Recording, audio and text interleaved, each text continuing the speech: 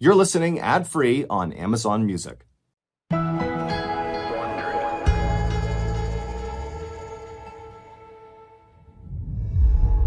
Inside a Washington State hospital in 2003, a young woman was about to give birth, and she was extremely nervous. But not just because she was going to have a baby for the first time. A court officer stood just a few feet away from her, and her eyes never left the expectant mother.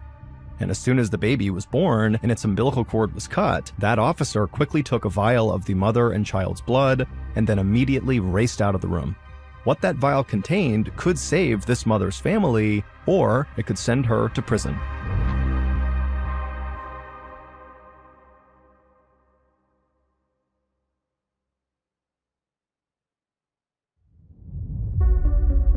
From Ballin Studios and Wondery, I'm Mr. Ballin, and this is MrBallen's Medical Mysteries, where every week we will explore a new baffling mystery originating from the one place we all can't escape, our own bodies.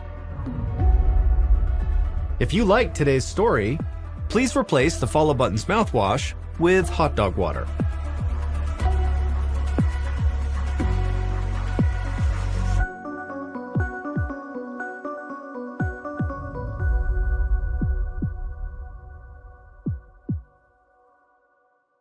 Today's episode is called Chimera. On a cold gray morning in December of 2002, 26-year-old Lydia Fairchild stepped out of her modest apartment in Richland, Washington. Her thick reddish-brown hair was tied back in a ponytail, and there were dark circles under her blue eyes. Lydia had not slept much the night before because there was a lot on her mind. She and her longtime boyfriend, Jamie Townsend, had just broken up again. Their relationship had been through many ups and downs over the last several years. They loved each other, but lately they just couldn't seem to get along, and so they had finally decided to just end things. It was a tough situation, especially because they shared two kids, a 2-year-old boy and a 1-year-old girl. And things had become even more complicated because Lydia had recently found out that she was pregnant again. Lydia walked off the front steps and headed to her car, trying her best to ignore her overflowing mailbox. She didn't need to look at what was in her mailbox to know it was a whole bunch of bills that were all past due. The bills were another reminder of how challenging life had become lately. She was newly single, pregnant, and also unemployed. While Richland, Washington was a comfortable and safe place to call home, trying to find a job there had been a struggle for Lydia, and her savings were now running low. But she did have one thing she was counting on to keep her going. Several weeks ago, she'd applied for welfare benefits, and this morning, she finally got a phone call about her application. Lydia thought everything had been approved, but the person who called her said there was a problem and she would have to come down to the office to talk about it. And so that was where she was going this morning. So Lydia got into her car, and she drove to the social services department a few miles away. Meanwhile, the social worker who had called Lydia waited for her in his office. Sitting next to him was his colleague, a woman dressed in a conservative dark blue suit. Neither of them said very much. They were too focused on studying Lydia's case file. The two of them had seen hundreds of welfare applications over the past few years, but never one like Lydia's, and so they were very curious to see what she would have to say. A few minutes later, there was a knock on the door, and Lydia entered. Once she sat down, the social worker who had called her got right to the point. There was a problem with the DNA tests that Lydia and her kids had submitted in order to receive these welfare benefits. The results showed that Lydia was not actually the children's mother. For a long moment, Lydia didn't say anything. Then she let out an awkward laugh and told them there had to be some mistake. But the social worker shook his head. DNA testing had a 100% accuracy rate. Lydia just sat back in her chair with this look of total disbelief in her eyes.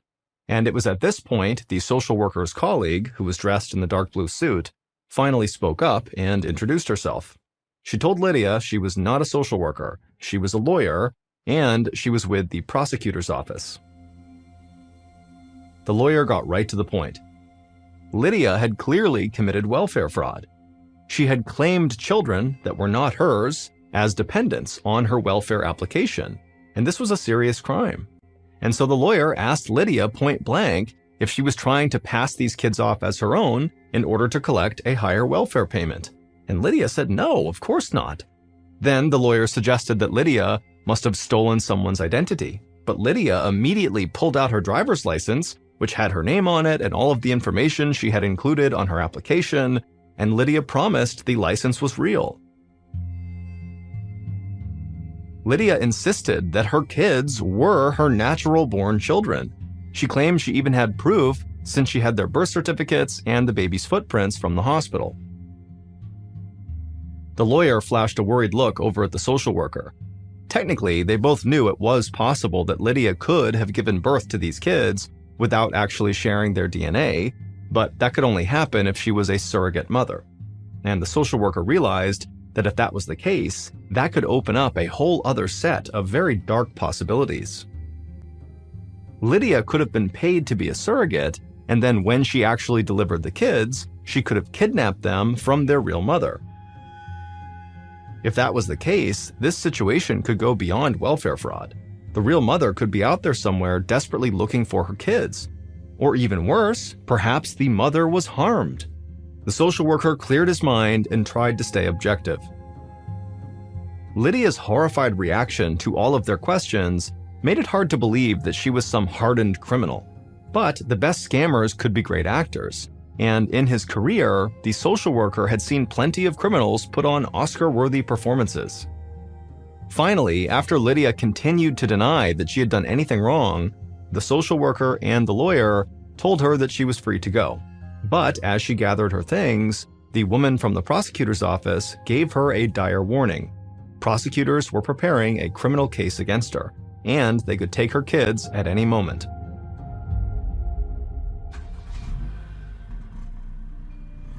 Lydia's hands were shaking as she drove home from the interview. She didn't know what to think. All she knew was that she had to get home and figure out what to do next.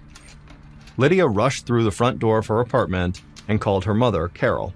Carol tried her best to calm Lydia down, reminding her that the stress would not be good for her current pregnancy. Lydia promised she would try to relax, and admittedly, it did make her feel better just to talk to her mom. After they hung up, Lydia took a deep, calming breath and then started looking for evidence that could help prove her side of the story. She dug up the children's medical records and birth certificates. She grabbed photos of her with the babies. Then she set it all aside to present to the prosecutor.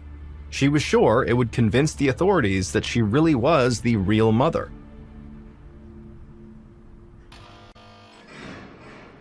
The next day, about 600 miles away, inside of a prison in Montana, an inmate was lying on his bunk bed.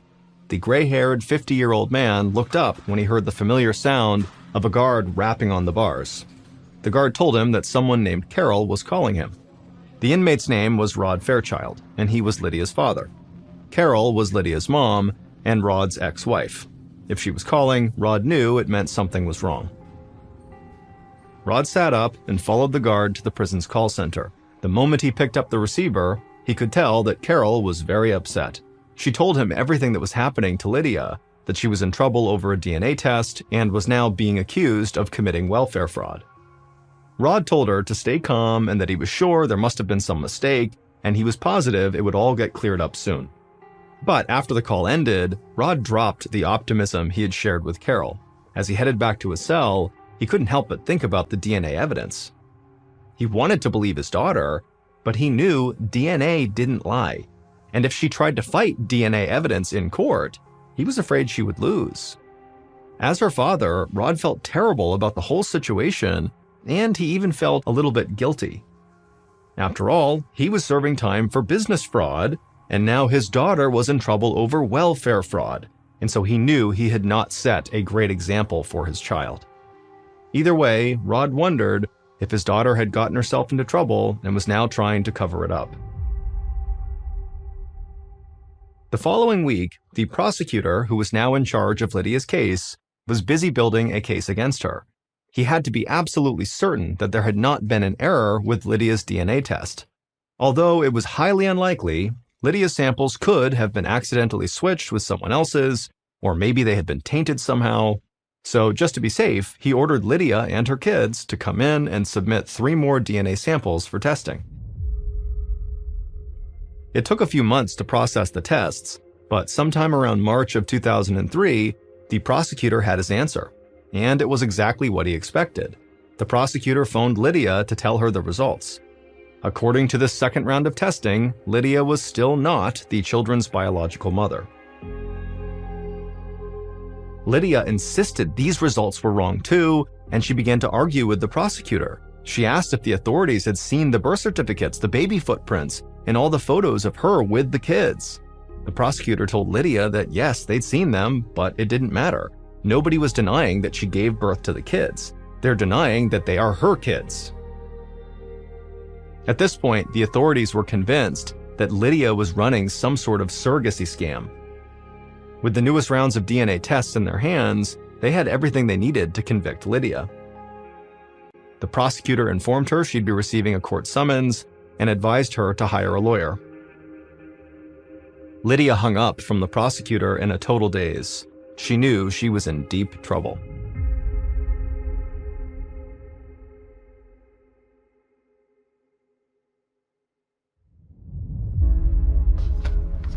Lydia didn't have any time to waste, so she pulled out a phone book and started going through the yellow pages looking for family law attorneys. She explained her situation to each one, but they all said the same thing. There was no sense in fighting DNA evidence, and so none of the lawyers she contacted would agree to represent her.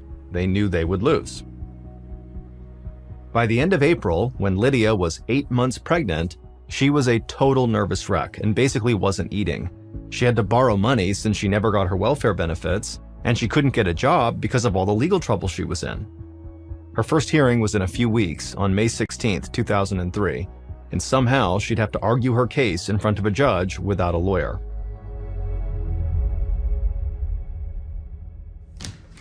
On May 16, 2003, Lydia's case went to court. This was a preliminary hearing to determine what would happen to her kids while her case proceeded. The judge overseeing the hearing sat in his chambers, reviewing the evidence against Lydia. He thought it was the strangest case he'd ever seen. The prosecution wanted to put her son and daughter in foster care, and it was now up to him, the judge, to decide. He put on his robe and walked into the courtroom, curious to meet the mother. Lydia, who was now 9 months pregnant, struggled to stand up when the judge entered the courtroom. When the judge sat down, he took a closer look at Lydia. She looked ready to give birth at any moment. The judge asked Lydia when she was due, and she told him she was scheduled to be induced into labor in just 3 days. The judge thought about this. Taking the kids away from her at this point, even if they were not technically her kids, seemed unnecessarily cruel. And so he told Lydia that he was prepared to let her keep custody of the kids for the moment, but he had conditions. He needed her and the newborn baby to submit a fresh round of DNA samples. A court officer would literally be present for the birth of this third kid, and the second that baby was born, they would take its DNA to be tested. The following Monday, May 19, 2003, Lydia checked into the hospital. She was induced into labor, and sure enough, the court officer who was in the room witnessed her give birth to a baby boy, who Lydia named Jamie II after her former boyfriend and the father of the baby. As nurses huddled around the newborn, the court officer tapped a lab technician on the shoulder. Before Lydia could hold little Jamie for the first time, the tech drew a vial of blood from the baby. He handed the vial to the court officer, who promptly turned and headed for the door. Before the officer left the room, she looked back for a moment. As Lydia now cuddled with her newborn son for the first time, it was hard for the court officer to believe that this woman was anything but a genuine loving mother. The officer looked down at the vial in her hand. It would prove whether Lydia was this baby's biological mother, or if she was really the scheming liar that prosecutors claimed she was. 2 weeks later, the results from Lydia and her new baby's blood tests came back. It showed that, once again, she and her child did not share any DNA, so she could not be the baby's biological mother. Prosecutors were more sure than ever that Lydia was in fact running some kind of surrogacy scam, Now Lydia was in even bigger trouble than before. And without a lawyer, she ran an even bigger risk of losing her case.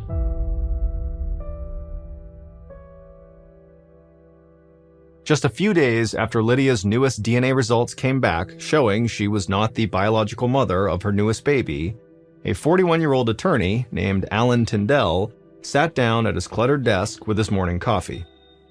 He had a stack of paperwork that he was not looking forward to doing that day, so when his secretary patched through a potential client, he was happy to take the call. It was Lydia, and as Alan listened to her story, he wasn't sure what to make of her. Like any good lawyer, he knew DNA evidence was the gold standard. But Alan enjoyed a challenge. He was a proud military veteran and former public defender. He was used to taking on tough situations. Alan was especially curious about Lydia's most recent DNA test. To his knowledge, the only way a woman could give birth to a baby that was not hers was if she was a surrogate. But Lydia said she wasn't, and this child and the other two were really her biological children. Alan had never heard of someone successfully overturning DNA evidence, but he believed everyone had a right to legal representation, and somehow he believed that Lydia had to be telling the truth. And so he told her he would take her case.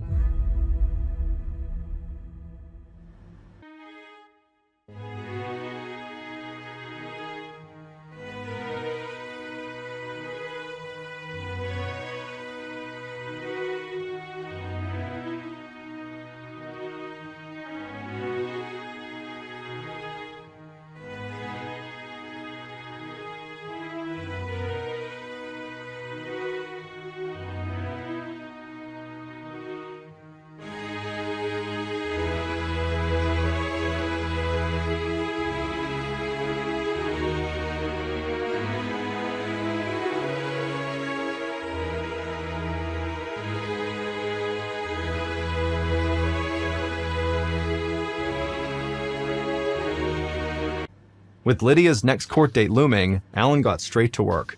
He spent long nights at his office looking for any logical way to defend her, but he kept arriving at the same conclusion. There was no fighting DNA evidence. After several weeks, Alan was still no closer to finding a way to defend Lydia, until one morning, his secretary brought him a recent edition of the New England Journal of Medicine. It came with a note from a colleague. There was an article they thought could be relevant to Lydia's case. At first, Alan shrugged it off. Lydia's case was starting to make the local news because it was so unusual, and so as a result, Alan had been getting a lot of unsolicited advice from people who had seen her story on the news. But Alan was not making much progress on his own, so he picked up the thick journal and started to flip through it. And by the time he got to the end, his eyes were wide. He could not believe what he had just read. It was a long shot, but if what he had read was true, it could be the key to winning this impossible case. Alan's first step was to convince the judge to postpone the trial. He explained that Lydia needed to undergo more in-depth testing to try out this new theory he had, and it could take months to get the results. The judge agreed to delay the court date until April of 2004, nearly a year away. Alan was confident that would give them enough time. And so right away, he sent Lydia off to lab after lab where she underwent a battery of tests. Then they waited. Almost a year went by, and Alan was still waiting for the results, and the date for Lydia's hearing was fast approaching. One night, Alan was in his office working on his opening statement for Lydia's case when his phone rang. It was the doctor overseeing Lydia's lab work, and he told Alan he had some bad news. There was still too much data to analyze, and Lydia's test results wouldn't be ready in time for her hearing. Alan could not hide his disappointment. This was a huge setback, but he knew the judge wouldn't delay the trial any longer.